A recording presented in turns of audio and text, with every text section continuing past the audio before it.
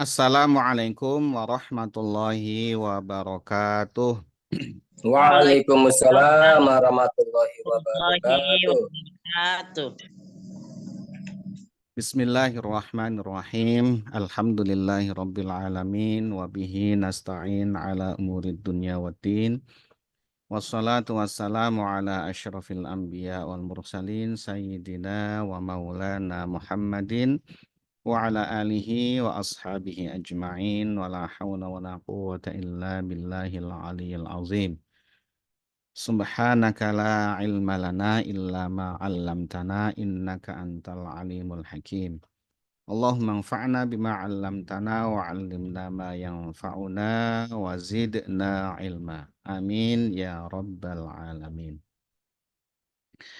Bapak Ibu hadirin wal hadirat rahimakumullah. Alhamdulillah puji syukur kita panjatkan kehadirat Allah Subhanahu wa taala atas segala karunia nikmat-Nya. Salawat dan salam semoga senantiasa terlimpah kepada junjungan kita Nabi besar Muhammad Sallallahu Alaihi Wasallam, kepada keluarganya, sahabat-sahabatnya, dan para pengikutnya yang senantiasa mengikuti sunnah-sunnahnya sampai hari kiamat. Semoga kita, keluarga kita, anak keturunan kita tergolong umatnya Nabi Muhammad Sallallahu Alaihi Wasallam dan nantinya akan mendapatkan syafaat dari beliau. Amin ya rabbal alamin. Bapak Ibu hadirin wal hadirat rahimakumullah. Alhamdulillah malam hari ini kita diperkenankan kembali oleh Allah Subhanahu wa taala untuk melanjutkan kajian Al-Qur'an. Insyaallah malam hari ini kita akan mengkaji Suratul Baqarah ayat yang ke-158.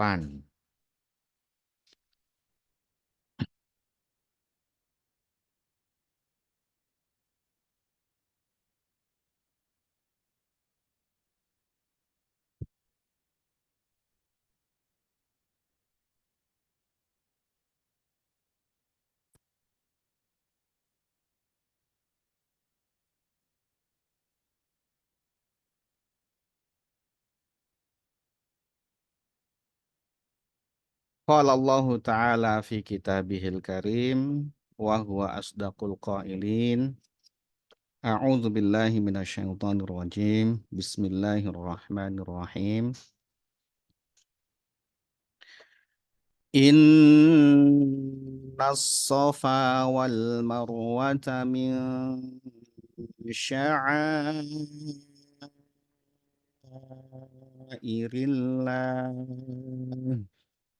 فمن حج البيت أو اعتمر فلا جناح عليه أن يطوف بهما ومن تطوع خيرا فإن الله شاكر عليم.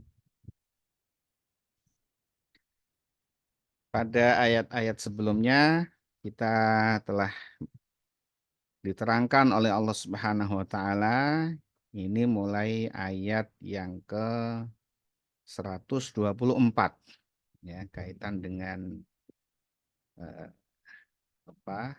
disempurnakannya nikmat dari Allah Subhanahu wa taala, yaitu dengan diutusnya Nabi Muhammad sallallahu alaihi wasallam. Ya, kemudian juga mengikuti sunnahnya Nabi Ibrahim alaihissalam. Kemudian juga diikuti terus keterangan tentang menghadap kiblat ke arah Ka'bah. Itu juga bagian dari kesempurnaan nikmat yang diberikan oleh Allah Subhanahu wa taala, sehingga umat Islam menghadap ke kiblat, ke Ka'bah, bukan ke Baitul Maqdis. Disempurnakan nikmat oleh Allah Subhanahu wa taala. Fazkuruni azkurkum washkuruni wala takfurun. Maka kemudian ingatlah kepada Allah, kepada Allah, dan bersyukurlah kepada Allah, dan jangan sekali-kali kita menjadi orang-orang yang kufur.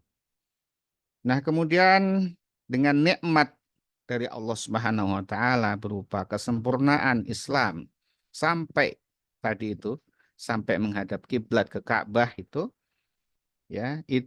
dibutuhkan upaya yang sungguh-sungguh berupa kesabaran.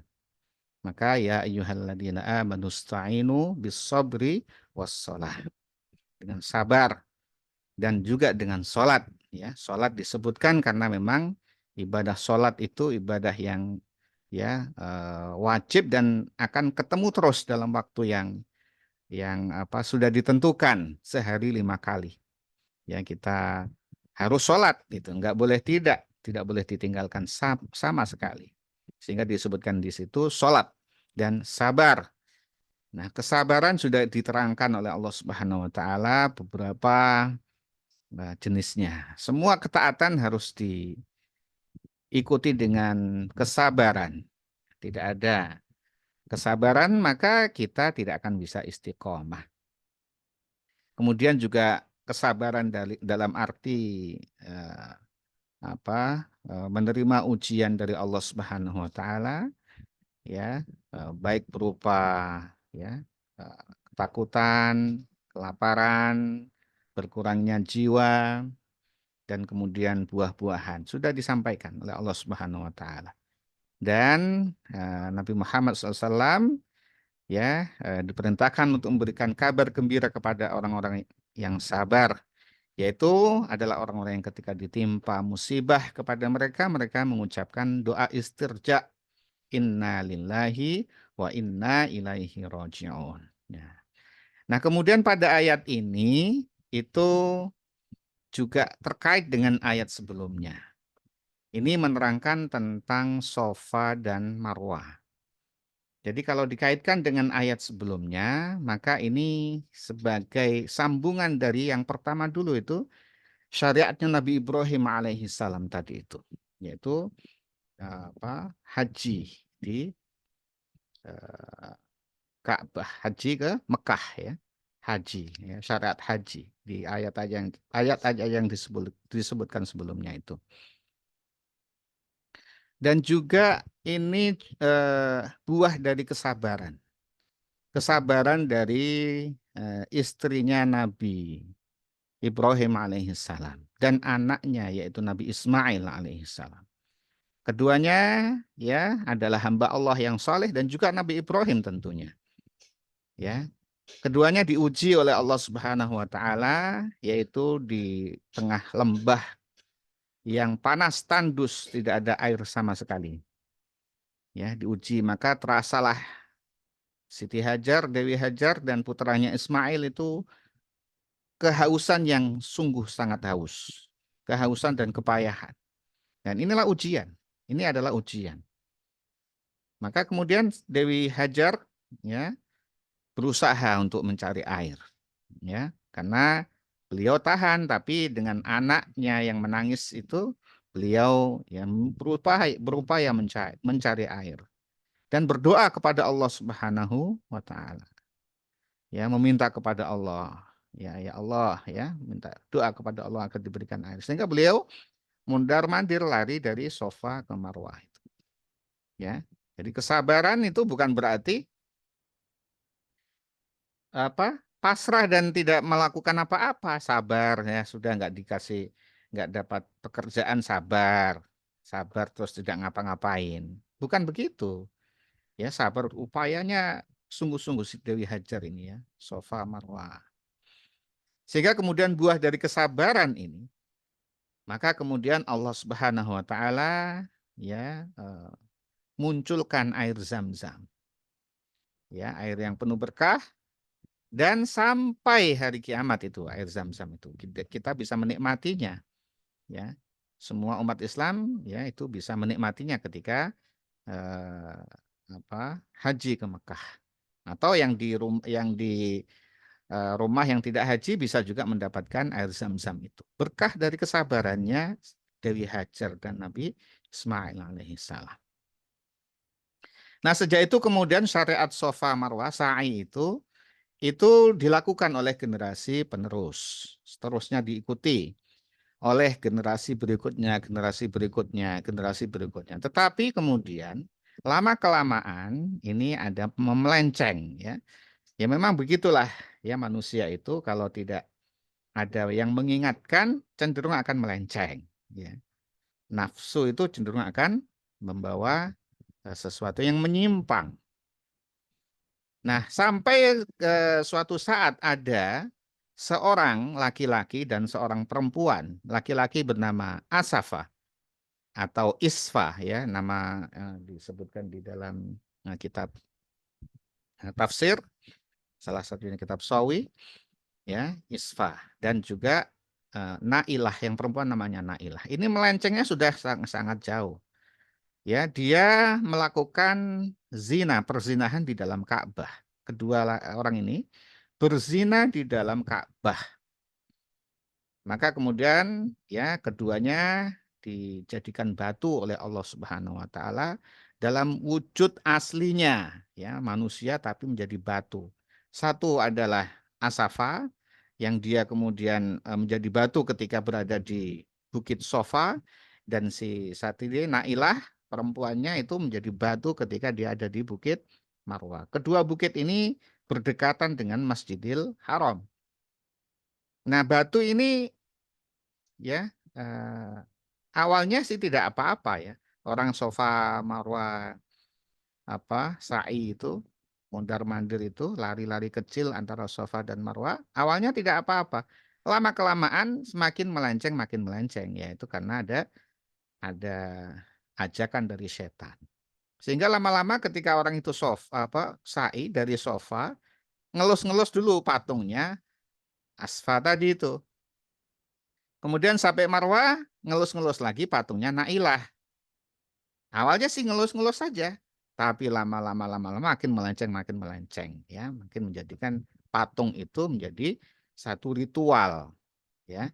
Sehingga kemudian ini menjadi agak berat di beberapa sahabat Nabi ketika sampai Islam ya sampai Nabi Muhammad SAW dan para sahabat itu keberatan agak rasa berat ketika sa'i antara Safa dan Marwah. Meskipun patungnya sudah dihilangkan oleh Islam ya begitu datang Islam sudah futuh maka patungnya dihilangkan itu ya patung Asfa dan Nailah tadi itu Sofa dan Marwah itu dihilangkan meskipun dihilangkan tapi bekas-bekasnya itu ya masih diingat ya betapa mereka ketika jahilah sebagian sahabat yang dulu mereka masih jahiliyah itu juga begitu melakukan ya ketika sa'i ya mengikuti syariatnya Dewi Hajar tadi dan Nabi Ibrahim itu dari Sofa ngelus-ngelus dulu patung Isfa kemudian sampai ke Marwah ya ngelus-ngelus patung Nailah ya malah bukan hanya itu tapi justru malah ya jadi ritual ya jadi berhala jadinya itu. Nah kemudian datang Islam ya tadi itu sahabat agak merasa berat maka kemudian turun ayat ini ya agar kemudian tidak usah terasa berat nggak usah merasa berat ya dan nggak usah ada ganjalan di hati ya meskipun yang dilakukan oleh orang-orang jahiliyah dulu itu salah tapi dengan datangnya Islam ini ya itu sudah dihapus berhala tadi sudah dihilangkan dan Sofa Marwah ini asli dari syiarnya agama Allah Subhanahu wa taala asli dari yang dilakukan oleh Dewi Hajar itu orang-orang yang soleh tadi ya hamba Allah yang soleh yang sabar yang kesabarannya ya sudah teruji. Jadi ada kaitan dengan ayat sabar sebelumnya itu. Inna sofa, sesungguhnya bukit sofa. Sofa ini ya maknanya adalah batu yang besar ya kemudian halus licin itu sofa. Ya ada bukit ya bukit sofa. Sungguhnya bukit sofa wal marwata dan bukit marwah. Sofa dan marwah min sya'airillah itu adalah merupakan bagian dari syiarnya agama Allah, syiarnya Allah. Itu dari Allah. Ya, adapun kemudian jahiliyah tadi itu melakukan hal yang menyimpang, Yaitu karena mereka nggak tahu, mereka menyimpang, lama-lama menyimpang. Tapi begitu datangnya Islam sudah dibersihkan. Dan itu memang dari Allah Subhanahu wa Ta'ala. Sehingga umat Islam sejak itu tidak perlu ada lagi rasa ganjalan untuk sa'i. Ada rasa tidak enak atau merasa bersalah atau bagaimana atas tradisi jahiliyah yang lalu, udah dihapus semua itu. Ya, itu adalah syiarnya Allah. Nah, syiar ini ya adalah segala sesuatu yang menjadi penanda itu ya untuk ibadah kepada Allah Subhanahu wa taala. Jadi kalau ya itu adalah hamba Allah yang sedang beribadah, maka itu syiar. Ya, selain Safa dan Marwah sa'i, ya ada misalnya gampang yang kita kenali itu azan. Azan itu adalah syiar. Ya, dengan azan itu pertanda bahwa ya ada ibadah kepada Allah. Kalau nggak ada azan berarti nggak ada syiar di situ. Sholat jamaah juga syiar. Ya, kurban juga syiar. Menyembelih kurban juga syiar. Sholat Idul Fitri, Idul Adha juga syiar. Dan syiar ini bisa ditampakkan ke manusia, ya, bukan untuk ditutup-tutupi. Termasuk juga taklim ini juga syiar sebenarnya. Ya. Bagusnya dilakukan di masjid ya, dan itu biarkan hanya syiar. Seperti sholat berjamaah. Nah, ini Safa dan Marwah, sa'i antara Safa dan Marwah ini adalah syiarnya Allah, syiar dari agama Allah. Jadi menghapuskan kegundahan para sahabat, sebagian para sahabat yang tadi masih terbebani dengan tradisi sebelumnya itu. Ya, sudah dibebaskan. Sa'i dengan hati yang lapang. Ini mondar-mandir itu ibadah kepada Allah. Siapa yang mengingkari sa'i sebagai ibadah kepada Allah, dia kafir. Ya, itu ngapain sih mondar-mandir begitu ya? Ngapain tuh mondar-mandir sa'i marwah? Kafir dia kalau begitu, ya. Karena itu adalah syiarnya Allah. Siapa yang mengingkari syiarnya Allah, ya dia kafir. Nah, sa'i ini khusus tentang ibadah sa'i ini ya ada perbedaan imam mazhab ya untuk haji. Kalau pendapatnya Imam Ahmad Ibnu Hambal ya itu sa'i ini tidak termasuk rukun haji, tetapi termasuk wajibnya haji. Maka tidak melakukan sa'i itu tidak membatalkan haji, tapi harus membayar dam. Ini Ahmad Ibnu Hambal ya atau kemudian Imam Abu Hanifah. Tetapi Imam Syafi'i dan Imam Malik berpendapat bahwa sa'i ini adalah rukun dari ibadah haji. Maka yang tidak melakukan sa'i itu bukan membayar dam, tetapi hajinya tidak sah. Ya, karena rukun ditinggalkan ya berarti tidak sah hajinya, harus mengulang lagi haji tahun depan. Ya. Jadi belum dibilang ibadah haji kalau dia tidak melakukan sa'i. Nah, kenyataannya seluruh ibadah jamaah haji tidak ada yang meninggalkan sa'i. Meskipun menurut Imam Ibnu Hambal itu bisa diganti dengan dam, tapi kenyataannya tidak ada yang meninggalkan sa'i. Artinya masyhur ya, pilihan dari pendapatnya Imam Syafi'i itu memang masyhur. Ya, beberapa itu masyhur mengalahkan pendapat yang lain. Termasuk misalkan tartib dalam wudhu. Ya, tartib dalam wudhu itu rukun dari pendapatnya Imam Syafi'i. Untuk rukunnya wudhu ada tartib urut. Meskipun imam yang lain tidak ada klausul tartib. Tapi tidak ada satupun ya umat Islam yang mengacak-acak urutan wudhu itu. Ya. Artinya apa? Yang ditetapkan oleh Imam Syafi'i dilakukan oleh umat Islam seluruh dunia. Jadi memang Imam Syafi'i ini luar biasa ya. Jadi sa'i ini adalah salah satu rukun dari ibadah haji yang ketika ditinggalkan hajinya tidak sah. Faman hajjal baita, faman maka siapa saja hajja yang dia beribadah haji al baita yaitu ke Baitullah haji ini adalah arti katanya adalah menuju. Ya, tentu ini menuju ke Baitullah, ya. Menuju ke Baitullah untuk melaksanakan ya manasik haji. Itu haji. Ya, ada tata caranya. Awi tamaro atau dia berumroh. Umroh ini adalah ziarah, ya. Ziarah ke Baitullah. Barang siapa yang haji ke Baitullah atau dia berumroh, ya bedanya kalau haji itu ada rukun yang wukuf di Arafah, kalau umroh tidak ada wukuf di Arafah. Itu bedanya. Dan haji hanya di bulan-bulan tertentu, sedangkan umroh bisa di bulan-bulan selain yang bulan ditetapkan. Nah, salah satunya adalah Dzulqa'dah, Dzulhijjah. Itu adalah bulan-bulan haji itu. Kalau umroh bisa di luar bulan itu.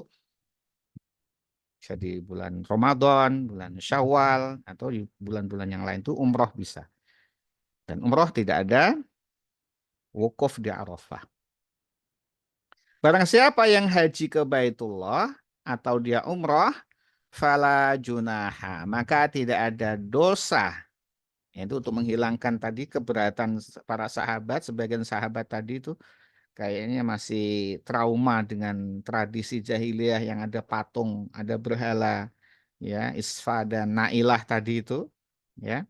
Maka udah ya, dihilangkan kegundahan itu. Fala junaha, maka tidak ada dosa alaihi baginya ayat tawafa bihima, untuk melakukan sa'i di antara keduanya. Ini diartikan sa'i, tawaf, ya, atau berkeliling, atau itu adalah mondar-mandir sa'i. Sa'i di antara keduanya, Sofa dan Marwah. Jadi Sofa Marwah itu sa'inya 7 kali. Ya, sa'i. Sekali dari Sofa Marwah 1, Marwah Sofa 2, ya, terus 3, 4, 5, 6, 7. Yaitu Sofa mondar-mandir, ya, lari-lari kecil, ya, antara Bukit Sofa dan Marwah. Bukan satu dihitung Sofa Marwah, Marwah Sofa satu, bukan, tapi Sofa Marwah 1, Marwah Sofa 2, Sofa Marwah 3, seterusnya. Berakhir di Bukit Marwah. Tidak ada dosa baginya untuk sa'i tadi itu, ya. Waman tatawwa'a. Ini ayat tawafa ini aslinya adalah ayat tawafa. Asli dari kata ayat tawafa adalah yatatawafa. Taknya kemudian diganti dengan huruf ta, ya. Kemudian diidghamkan ke ta jadi yatawafa. Waman tatawwa'a. Waman dan barang siapa tatawwa'a yang dengan kerelaan hati mengerjakan atau menambah ibadah sunnah, menambah ibadah dengan kerelaan itu tatawwu'. Nah, ini waman tatawwa'a ini ada qiraah sab'ah di sini, ya. Ada yang membaca wa mayyat tawwa. Jadi ini kalau waman tatawwa'a ini jumhur qura. Ya, itu 5 dari 7 qura Imam qiraah sab'ah itu membaca tatawwa'a, termasuk Imam Asim yang kita ikuti. Kita itu mengikuti satu imam saja. Ya, kita tidak membaca, yang kita maksudnya ya. Itu saya dan mungkin Bapak Ibu semua kali ya, mengikuti Imam Asim dari Imam Hafaz itu qiraah kita ini satu-satu. Ada 7 qiraah Imam Qura itu, yang itu semuanya sambung-sambung kepada sambung menyambung ke Nabi Muhammad SAW. Itu kalau kita ke misalnya Maroko itu nanti bacaannya lain itu. Kita kalau nggak tahu aneh ini bacaan Qur'annya. Tapi itu benar, itu qiraah sabah atau kemudian daerah-daerah yang lain ini, ya. Karena semua sambung menyambung sampai kepada Nabi Muhammad SAW. Jadi kita bukan dominasi kita saja ini. Nah, 5 dari 7 qiraat sabah itu tatawwa, termasuk kita Imam Asim. Adapun 2 imam, yaitu Imam Hamzah dan Imam Ali Al-Kisai, itu membaca wa mayyat tawwa. Jadi taknya jadi ya, kemudian toknya ditasdidkan, yat tawwa, ainnya disukunkan. Tuh. ya. Tapi ya kita nggak usah ikut karena kita nggak tahu ya. Kalau kita mau ikut harus tahu ilmunya. Tapi ini sekedar menyampaikan bahwa ada dua bacaan. Ada bacaan waman tatawwa'a yang kita baca, yang kita sampai guru-guru kita, ya, atau yatawwa dari Imam Hamzah dan Imam Ali Al-Kisai. Barang siapa yang dengan kerelaan hati melaksanakan kebajikan, khairan kebajikan, yaitu apa? Yaitu nanti bisa mengulang lagi ya haji yang kedua. Itu kan kerelaan itu, ya. Atau menambah amal-amal ibadah yang lain di selain sa'i, ya. Karena banyak sekali, ya. Dan ini apa haji yang kedua seterusnya itu tidak wajib. Yang wajib adalah yang pertama saja. Bahkan ya pendapatnya Imam Abu Hanifah itu ya kalau sudah haji mau haji kedua atau umroh mau umroh kedua dan seterusnya dengan dibandingkan dia sedekah infak itu menurut Imam Abu Hanifah memilih infak fisabilillah. Maka ya kita ada yang umroh berkali-kali itu ya, tapi abai terhadap sesama misalkan. Ya, ada keluarganya, sanak familinya yang kelaparan dia nggak peduli, ya, dia tidak bantu, dia sukanya malah mondar-mandir umroh terus. Nah itu tidak baik. Dan yang lebih baik dia bantu sesamanya, bantu saudaranya yang kekurangan, ya. Kalau dia sudah pernah melakukan ibadah haji, kalau mau kan haji tapi ini sebelah-sebelahnya atau saudara-saudaranya sangat membutuhkan, ya lebih baik digunakan untuk membantu saudara-saudaranya yang membutuhkan.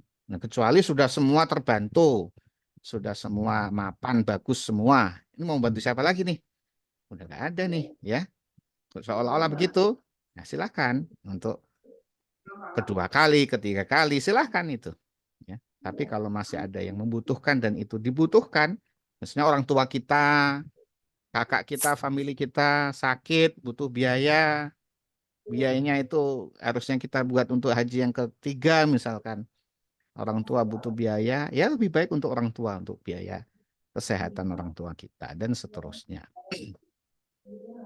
Fa innallaha maka sesungguhnya Allah syakirun alimun. Syakirun itu adalah yang maha mensyukuri, alimun dan lagi maha mengetahui. Ya, syakirun itu maha mensyukuri. Ini Allah sifatnya adalah asyakir, yaitu maha mensyukuri. Ya. Apa nih maksud dan mensyukuri? Kalau kita syukur kepada Allah, berarti kita menerima ya pemberian Allah, nikmat Allah kita akui sebagai pemberian Allah, kita terima, kita akui sebagai pemberian Allah dan kita gunakan untuk taat kepada Allah Subhanahu wa taala. Itu kalau arti syukur hamba kepada Allah. Ya. Atau kemudian sesama misalkan, sesama itu tahu berterima kasih. Syukur ketika diberi oleh sesamanya, oleh manusia yang lain, tetangga atau siapa yang memberi. Itu wujud syukur kita adalah kita terima pemberian itu. Kemudian akui pemberian itu, kita terima dan kita gunakan ya menurut yang semestinya. Itu syukur. Jadi kalau kita diberi oleh orang ditolak, berarti kita nggak ada rasa syukur, nggak ada ucapan nggak ada ya nggak menerima kan begitu. Kita tolak, oh berarti nggak syukur. Atau kita terima, tapi nggak diakui itu pemberian, ya itu juga nggak ada syukur. Atau kita terima, kita ucapkan terima kasih, ya ada juga ucapan terima kasih. Kalau syukur kepada Allah berarti adalah ucapan alhamdulillah tadi. Terima kasih, tapi digunakan tidak semestinya. Diberi pakaian, diterima. Oh, terima kasih atas pemberian pakaiannya. Tapi pakaian itu digunakan untuk ngelap kaca misalnya. Orang tahu, ya yang beri pakaian saya kasih pakaian kok dipakai untuk ngelap kaca. Ya maka itu juga tidak syukur ya. Tapi pakaian dipakai untuk sholat. Itu senang itu yang beri. Ya, dipakai untuk sholat, dipakai untuk kebaikan, dipakai untuk ya. Itu yang beri senang. Ya, dan Allah itu maha mensyukuri. Artinya apa? Maha menerima dari amalan hambanya. Beda dengan manusia. Manusia itu kadang-kadang sulit ya. Misalkan siapa yang memberi pekerjaan kepada kita, ada aja kurangnya itu. Itu sulit itu supaya diterima itu kadang-kadang manusia itu sulit ya. Ada aja yang nyusahin gitu ya. Tapi Allah Subhanahu wa taala itu maha menerima hambanya. Hambanya kondisinya apapun diterima Allah Subhanahu wa taala asal dia ikhlas. Sampai orang nggak punya apa-apa, sholat hanya kain sarung saja ditali di lehernya, sholat dia karena punyanya itu Allah terima. Bukan sholat itu mesti harus pakai jubah, harus pakai undel-undel atau pakai sarung yang bagus, pakainya enggak. Kalau dia punyanya apa? Punyanya cuma kain saja, dipakai kain itu sholat diterima Allah. Sedekah meskipun hanya 100 rupiah, Allah terima. Bukan kalau manusia ya minta ya pengemis atau siapa yang minta. Kadang-kadang kalau dikasih 500, kok dibuang itu 500-nya. Ya, atau anak minta ke orang tua, minta uang 1 juta, dikasih 100.000, buang, nggak mau terima. Itu Allah 100 rupiah Allah terima dan Allah lipat gandakan. Itu maha mensyukuri. Ya, untuk Allah kasih pahala yang berlipat-lipat itu Allah. Maka Allah maha mensyukuri. Ya kalau manusia tadi diberi, misalkan diberi apa? Diberi hantaran sayur misalkan. Kemudian dibalas dengan hantaran sayur atau hantaran nasi atau apa. Itu biasa itu, ya. Itu syukur juga, ya. Tapi kalau Allah diberi apa kita sedekah 100 rupiah, Allah lipat gandakan 700 kali lipat. Itu Allah maha mensyukuri. Jadi Allah maha menerima amalan hambanya, kurang-kurang dikit Allah terima. Ya. Kalau manusia kadang kan sulit, kurang aja gitu. Kurang kalau ukurannya nggak segini, fontnya nggak kurang atau spasinya apa, balikkan gitu ya. Kalau Allah tidak. Itu Allah maha mensyukur dan Allah maha membalas dengan balasan yang memuaskan. Ya. Bahkan bukannya memuaskan, yang tidak terkira itu Allah balas. Surga itu balasan yang tidak terkira itu ya. Maka Allah maha mensyukuri, alimun dan maha mengetahui. Maha mengetahui ya. Kalau bos kita itu maha bos kita itu mudah menerima dan paham mengetahui, itu kita senang sekali kan bekerja dengan bos yang seperti itu. Kita bekerja udah berupaya baik, kita serahkan, diterima dan dipuji, kemudian tahu sendiri begitu ya. Itu Allah jauh lebih dari itu. Allah maha mengetahui. Yang terbaik untuk hambanya Allah maha mengetahui. Allah maha mengetahui apa yang ada di dalam, terbesit di dalam hati hambanya. Terbesit dan Allah tahu. Yang dibutuhkan hambanya Allah tahu. Dan Allah sediakan pahala balasan yang tiada terkira. Ini adalah Allah Subhanahu wa ta'ala. Bapak Ibu hadirin wal hadirat rahimakumullah. Demikian kajian Al-Quran kita untuk surat Al-Baqarah 158 ini. Semoga Allah Subhanahu wa ta'ala menambah ilmu yang bermanfaat kepada kita. Amin ya Rabbal Alamin. Mari kita tutup kajian malam hari ini dengan membaca doa kafaratul majelis. Bismillahirrahmanirrahim. Subhanakallahumma bihamdika asyhadu an la ilaha illa anta astaghfiruka wa atubu ilaik.